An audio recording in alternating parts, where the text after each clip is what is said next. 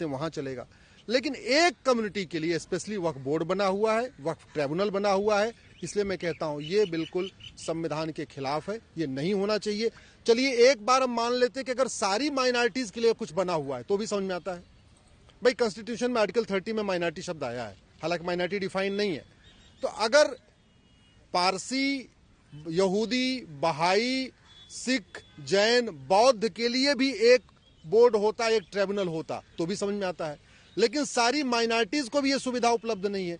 एक माइनॉरिटी को ये सुविधा उपलब्ध है जो वास्तव में आज की डेट में भारत की सेकंड लार्जेस्ट मेजॉरिटी है। तो इसमें संविधान में अगर कोई पर्सनल लॉ हो और संविधान हो तो उसमें कौन सर्वोपरि रहता है? अगर पर्सनल लॉ और संविधान में पर्सनल लॉ या कोई मजहब के आधार पर कानून बना हुआ है और संविधान में जब कॉन्फ्लिक्ट होगा तो आर्टिकल 14, 15 को प्राइमेसी होगी। इसका मतलब ये हुआ आर्टिकल 14 कहता है इक्वलिटी बिफोर लॉ, आर्टिकल 15 कहता है कोई भेदभाव नहीं करना, आर्टिकल 21 कहता है राइट टू लाइफ लिबर्टी। तो जब भी पर्सनल लॉ और संविधान में कॉन्फ्लिक्ट आएगा तो आर्टिकल 14, 15 को ही प्राइमेसी होगी, यानी जो पर्सनल लॉ चल रहा है, जो पर्सनल कस्टम चल रहा है वो नहीं चलेगा। और संविधान में सबको जो समान, संविधान का मतलब ही होता है संविधान, ऐसा विधान जो सबके लिए समान हो। तो संविधान ये कहता है कि जो भी विधान होना चाहिए वो सबके लिए एक होना चाहिए, सम्यक होना चाहिए, सम्यक होना चाहिए और एक देश एक विधान होना चाहिए, अलग अलग नहीं होना चाहिए, मजहब के आधार पर नहीं होना चाहिए। इसमें अगर हम धार्मिक दृष्टिकोण से बात करें तो उसमें आपने कोई रिसर्च किया है कि अगर कुरान है या हदीस है या बाकी अन्य चीजें हैं उसके मुताबिक क्या है? देखिए, जो हदीस में वक्फ का जिक्र आया है और हमारे वेद पुराणों में दान कहते हैं, वो हदीस में वक्फ लिखा हुआ है। तो चाहे वो दान हो या वक्फ हो या चैरिटी हो, ये दूसरों की जमीन पे नहीं होती।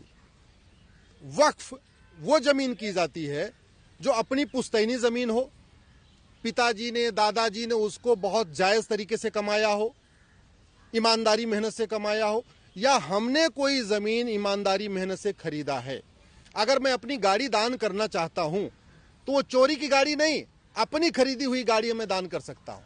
अगर मैं कुछ पैसा दान करना चाहता हूं तो आपका पॉकेट मार के नहीं, आपके घर में चोरी करके नहीं, अपनी ईमानदारी मेहनत की कमाई को मैं दान कर सकता हूं। अगर मुझे जमीन दान करना है तो आपको तलवार से धमका के, आपके घर में आगजनी की धमकी दे के या हत्या बलात्कार की धमकी दे के किसी दूसरे की जमीन कब्जा करके वक्फ नहीं होता।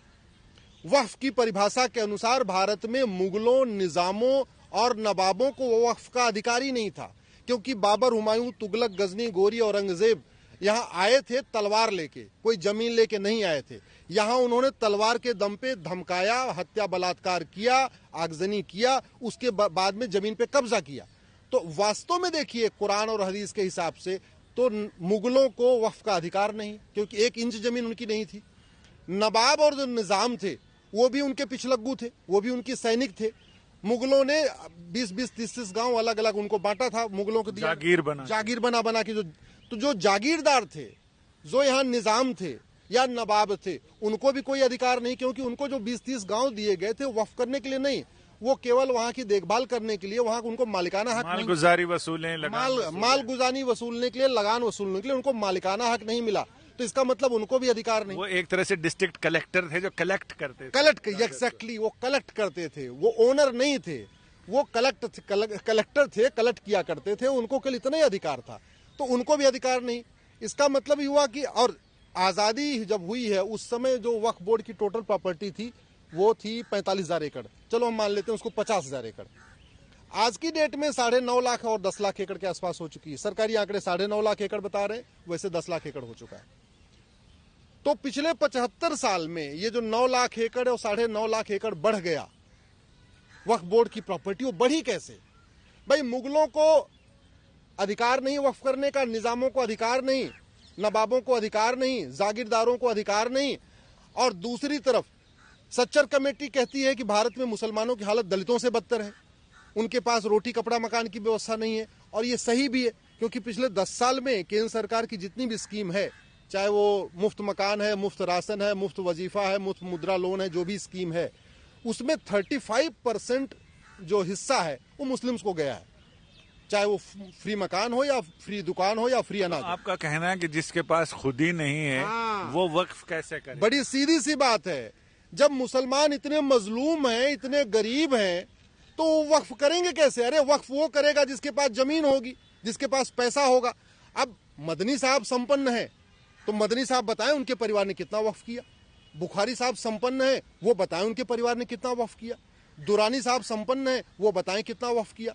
ओवैसी साहब संपन्न है, अगर उनके पिताजी ने कोई वक्फ किया हो तो बताएं कि हाँ भैया मेरे पूर्वजों ने इतना किया। वो अपना नहीं बता रहे, बस जबरदस्ती करें हमारे 9.5 लाख 10 लाख एकड़ हो गई। ये 9.5 लाख 10 एकड़ जानते क्या संजय जी?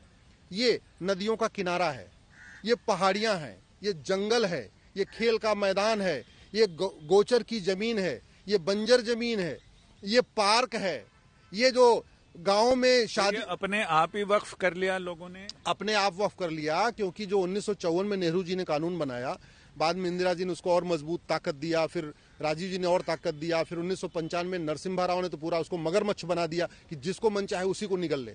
उसमें क्या किया इन्होंने, ये कह दिया कि आप एक अखबार में निकाल दो कि भैया ये जमीन वक्फ की है, और 30 दिन में अगर कोई जवाब नहीं देगा तो वो प्रॉपर्टी वक्फ की हो जाएगी। इन्होंने बड़ा खेल ये, और जो जवाब देगा उसको साबित करना पड़ेगा कि और जो जवाब देगा उसको उसी वक्फ बोर्ड के सामने साबित करना पड़ेगा। तो पहले तो बड़ा खेल ये हुआ कि ऐसे ऐसे अखबारों में ये नोटिस दी गई कि ये वक्फ की जमीन है, जिस अखबार को कोई पढ़ता नहीं। भारत में ऐसे भी कम से कम 1000 अखबार चलते हैं जो मतलब 500 भी नहीं बिकते पर डे, उनका सर्कुलेशन है ही नहीं, वो छपते हैं और ऑफिस में रहते हैं, वो जनता के बीच में नहीं जाते। आपने संवैधानिक, सामाजिक और राजनीतिक पहलुओं पर चर्चा की। अब इसमें नया वक्फ कानून है, इसको लेकर बहुत सारी जगह तो QR कोड लग गए हैं, लोग उस पर स्कैन कर रहे हैं और बता रहे हैं। तो इसको लेकर लोगों में जो कंफ्यूजन है वो किस मुद्दे पर है और उसका जवाब क्या है कंफ्यूजन? देखिए, पहली बात तो जो वक्फ एक्ट के विरोधी हैं वो कह रहे हैं कि जी जो सरकार का द्वारा जो 44 संशोधन आया है हम इसका समर्थन कर रहे हैं। जो वक्फ के समर्थक हैं वो कह रहे हैं उनको नहीं पता वक्फ। सच्चाई तो है इस वक्फ एक्ट, वक्फ बोर्ड, वक्फ ट्रिब्यूनल के बारे में न विरोधियों को पता है न समर्थकों को पता है। एक भीड़ चल रही है। तो पहले तो जो इसके वक्फ के विरोधी हैं मैं उनको बता दूं कि जिस टायर में 44 छेद हो जाए ना, उसमें पंचर नहीं बनवाते, वो टायर बदल देना चाहिए।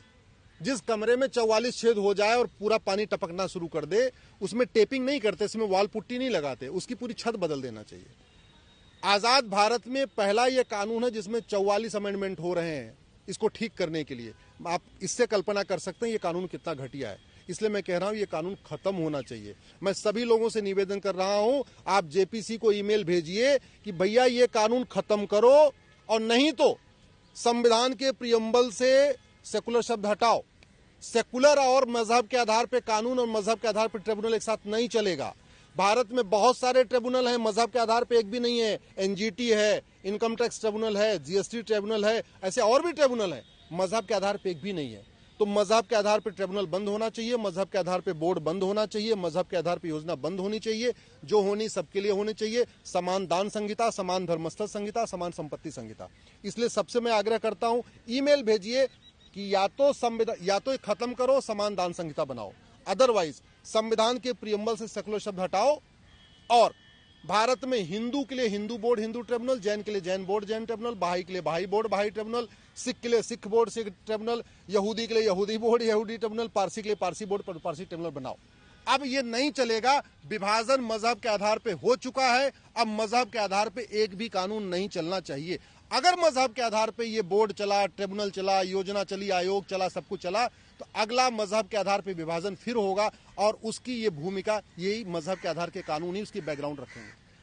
अश्विनी जी से हमने इसलिए बात की कि अश्विनी जी ने सुप्रीम कोर्ट में 5 याचिकाएं तो सिर्फ इसलिए डाल रखी हैं कि समान एडॉप्शन का अधिकार होना चाहिए, समान संपत्ति का अधिकार होना चाहिए, समान विरासत का अधिकार होना चाहिए, और अभी उसी श्रृंखला में 3 और का जिक्र इन्होंने कर दिया है। समान संपत्ति संहिता, समान दान संहिता, हाँ, और समान धर्मस्थल संहिता। तो इसलिए हमने इनसे बात की है।